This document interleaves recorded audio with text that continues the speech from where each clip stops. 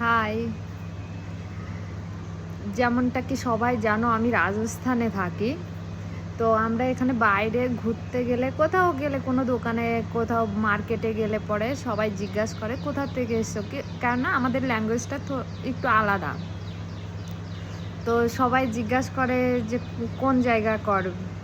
তো আমরা যদি বলে ওয়েস্ট বেঙ্গলে থাকি, ওয়েস্ট বেঙ্গল থেকে এসেছি, তো বলে উধার তো দিদি रहती थी না, মমতা দি। তো হ্যাঁ, তো कोई कुछ भी नहीं बोलते, মানে দিদির নামে আর কিছু বলবে না। আর এখন জিজ্ঞাসা করে আব তো মমতা দিদি নেই রही না উধার, अभी कौन है सीएम, ও শুভেন্দু দাদা। তো আমরা হ্যাঁ, ओ वो तो घूस लेते वक्त पकड़ी गई थी ना, वीडियो में देखा हम लोग। এত লজ্জা লাগে যে কি বলবো, আমাদের সিএম একজন চোর।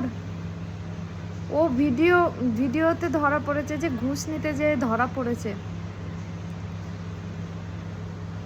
এখন আর বলতে হয় না, আমাদের সিএম সব জায়গাকার সিএম একরকম, পশ্চিমবাংলার সিএম আলাদাই অন্যরকম। আর উনার যা মুখের ভাষা, সিএম হয়ে, চোর না ডাকাত।